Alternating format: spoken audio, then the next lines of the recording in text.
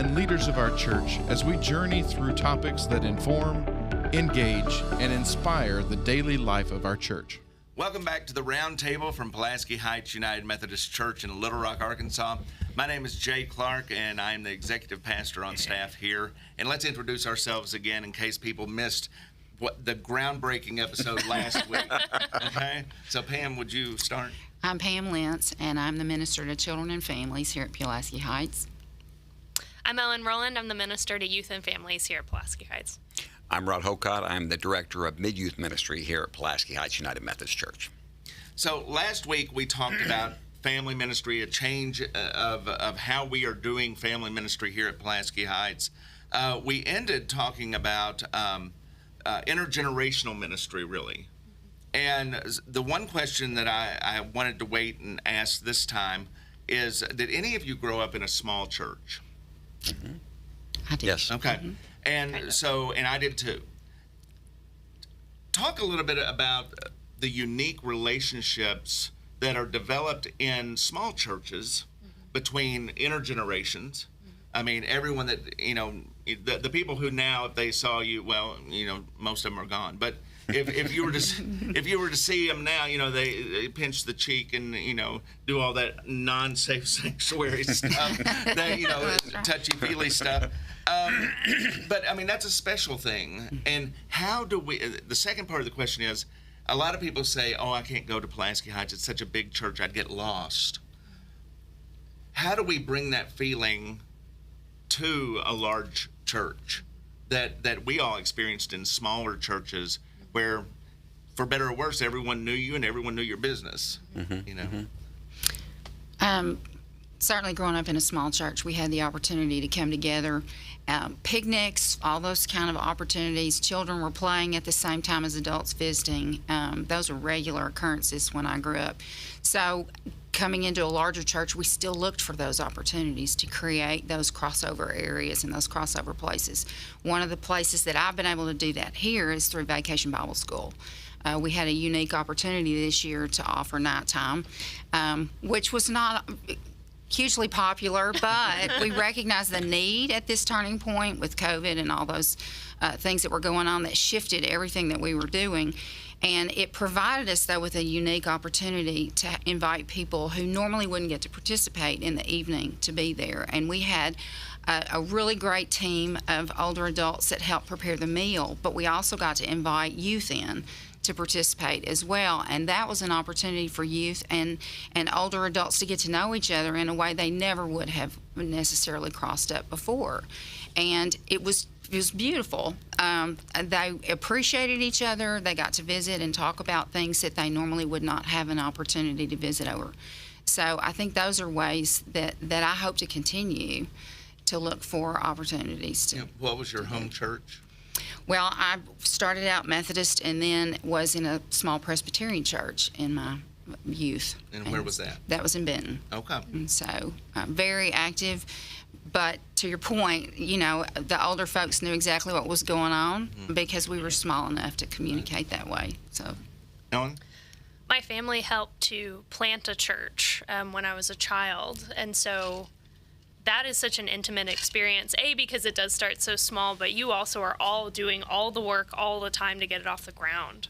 And so being a part of that experience where even as like a 4-year-old, I remember an adult man in my congregation pushing a chair over to me, and I helped put it in the row with all the others because we had to build our space and take up our space every single Sunday in an elementary school gym.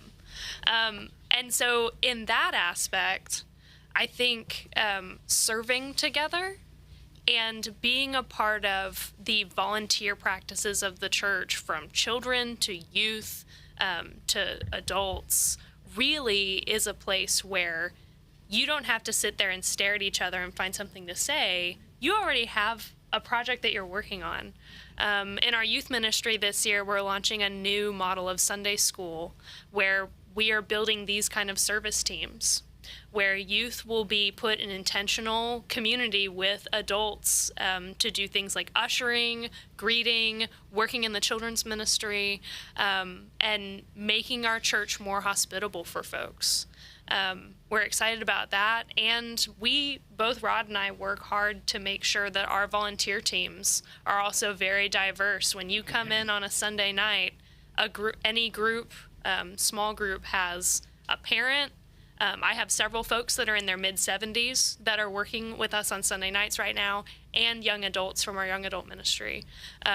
So having those kinds of intimate conversations and having all sorts of different adults present for those is another way that we're kind of shaping that small church feel, but in a larger environment. And junior counselors. Absolutely. Absolutely. Well, I grew up in Greenwood United Methodist Church, and it was a small church. We had no youth minister, so the adults in the church stepped up. Although the youth did all the programming and stuff, and even contacting people to come and be speakers or whatever, the adults would be there to prepare the meal, to serve a meal.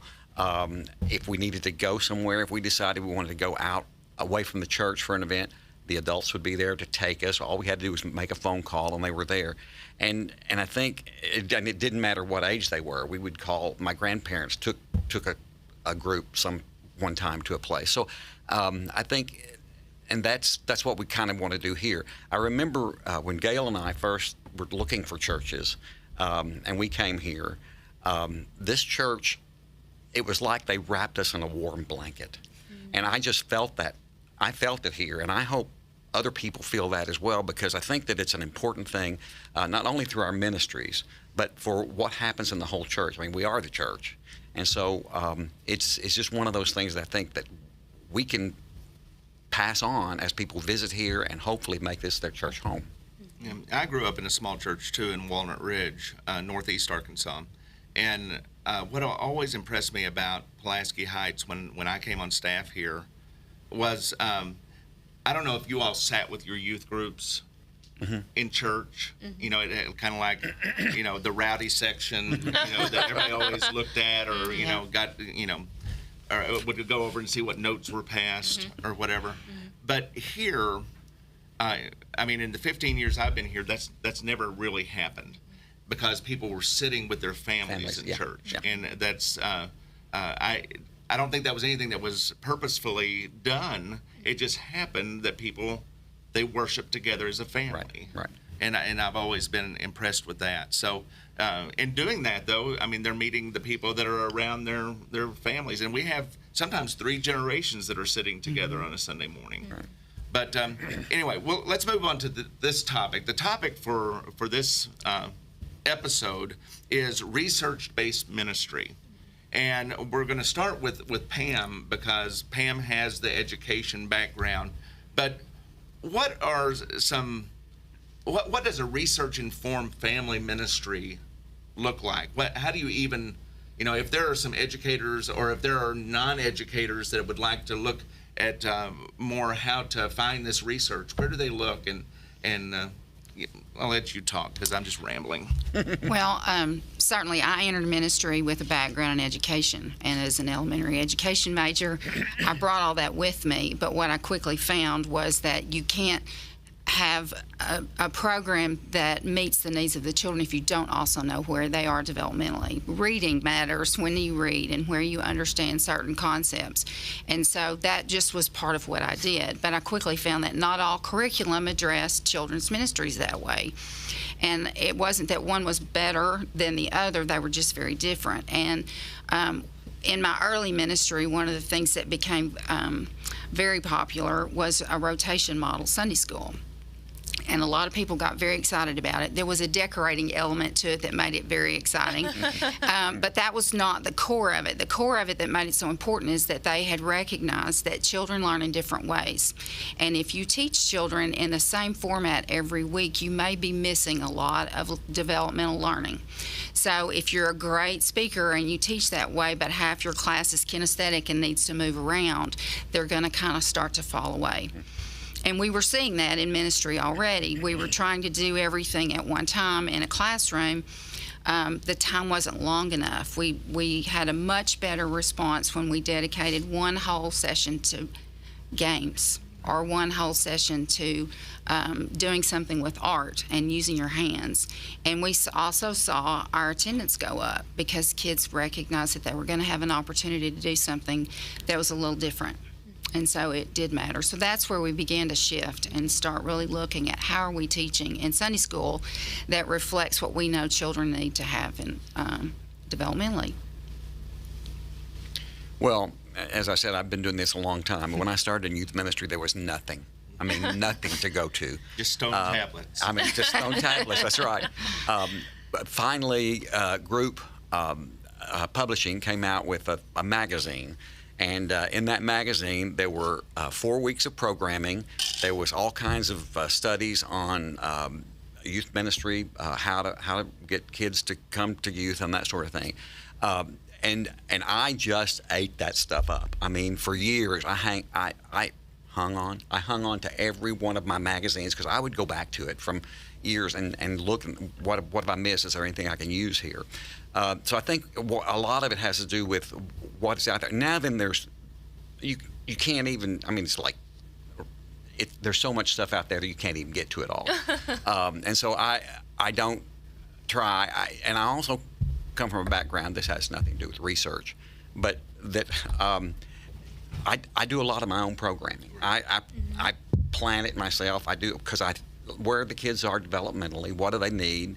What do I think is important right now in their lives? And so I don't need a lot of books, but I have read a lot. Please know that I've read a lot of books.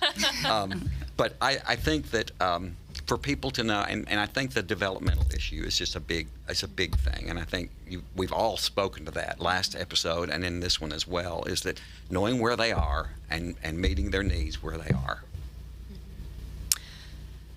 My passion for youth ministry and getting youth ministry right has a lot to do with reading and understanding that youth ministry, as it has been done, has produced multiple generations of people that really don't want to go to church. And so I became fascinated really early with saying, how do we make sure that our models, the way that we're teaching, the kind of questions that we're answering and helping kids learn how to think for themselves about, how does that impact and what kind of factors impact the choice that someone has to be a Christian person that is part of a local church after they leave youth ministry. And so for me, that's been a lot about model, the model of ministry that we're using, the focus of our ministry, and Jay talked a little bit about this in the last episode, has really shifted from how do we keep kids busy to how do we help kids understand their faith for themselves? And not that that wasn't a goal before, but how we're doing that and the intentionality of that is changing in youth ministry. And so I kind of have 3 sources of research that I do. One is about adolescent development and how we understand kids' brains to develop and at what point we need to start talking about different things. A lot happens to your child's brain when they hit adolescence. And though we tell bad stories about teenagers, about how they smell bad and about how rebellious they are and how they don't do anything but stay on their phone, their brains are actually doing really beautiful things. They're learning how to be in relationship with other people and the world. And when 95% of people choose to be Christian before the age of 18, this is a critical time to start addressing the ways that their brain is asking questions about God. So our development is one area. Youth ministry strategies that are working around the country, of course, we're all looking at those kinds of things. And our third area of research that I think we're all engaging in is we ask the people that go to this church, the students that attend our programming on our leadership team, what are you going through? What are your needs? What are we doing that's confusing or clunky or weird that makes you not feel welcome or not feel like you fit in here? And that area of research, the contextual one, tends to be our most important resource. Right. So those things combined, everything that we're doing has a little bit of data, either the qualitative kind, where kids are just telling their story and talking to us about what's important, but also looking at things like Pew studies that there are certain factors that when we survey adults that are Christian, we can tell across trending lines, oh my gosh, if you worship with your family throughout elementary, middle school, and high school, you have almost a 45% chance more likely that you are going to be a Christian adult. I mean, those kind of things matter. So we're really serious about making sure that we're listening to those stories and those and data points too. You all do a great job at writing your own curriculum or modifying curriculum that is not so good into something that is good. I think it'll be important for anyone who's watching from other United Methodist churches. How important is it to make the curriculum you look at, whether it's online or a group magazine or whatever, how important is it to make it United Methodist? Infinitely important. I mean, I think we would all agree with that. yeah. Right. I mean, because, some people just, my youth group growing up, it was a woman in the church that led it, and she would just do whatever she could find. And I mean, it was almost verbatim. And, it wasn't, if it was out of group, it's not necessarily United Methodist. Right. If it's, Right. Out of another source. But, to give that United Methodist theology and tell them why it's uniquely United Methodist, is important to do.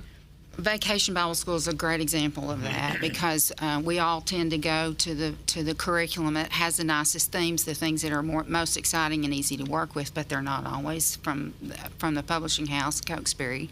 And so there is a need to tweak those so that they fit the kind of message that we want to send. And you get one shot in the summer and sometimes invitations, and you want to be sure that your message is clear.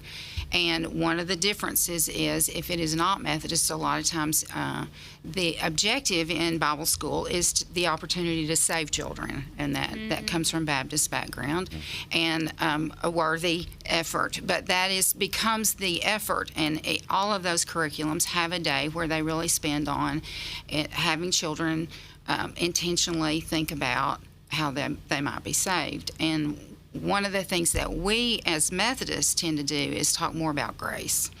And it is how are we all loved, how are we all accepted, and how are we all a part of this community of Christ. And so the emphasis is different, and we always approach it that way, and we have to think through what the message is that we're sending when we do use other curriculum. Anybody else want to add to that? Well, I think even when you get material and you look at it, and maybe it's just a theme you like, Right. And then from there you can write your own, or you can tweak all the questions to lead to what Pam was talking about. We are a grace-centered church, and that needs to be passed on no matter what. And so as long as we can get that into the lesson or whatever we're trying to teach, then I think that we've done our job. Pulaski Heights really, when we think about ourselves and our mission in our community and within our conference and within our denomination, we're really thinking of ourselves more and more as a teaching church. And part of that means having theology that's really consistent and teaching theology that is healthy and life-giving and affirming. You will sometimes pull things, especially for youth, out of a book, and I'm sure children's out of a book, that teach things that as people grow and have more life experiences are really dangerous. There's some theology that is harmful and dangerous. And you may think a child won't remember that, a teen won't remember that. That might stick with them forever and be a reason that they don't go to church. So we really want to be a thought leader and a church that really works hard to make sure that everything that we produce is well thought, well educated, and affirming and life-giving. A way that people can relate to that, if they haven't had that in a church experience, I can think of many people who are told at a very young age, don't sing. You can't sing. And they remember that for their lifetime. Yes. My dad is a prime example. My dad really can't sing very well, but it keeps him from, he'll just, because he was told in the choir, to say watermelon, to move his mouth. And so, I think the same thing happens in the church.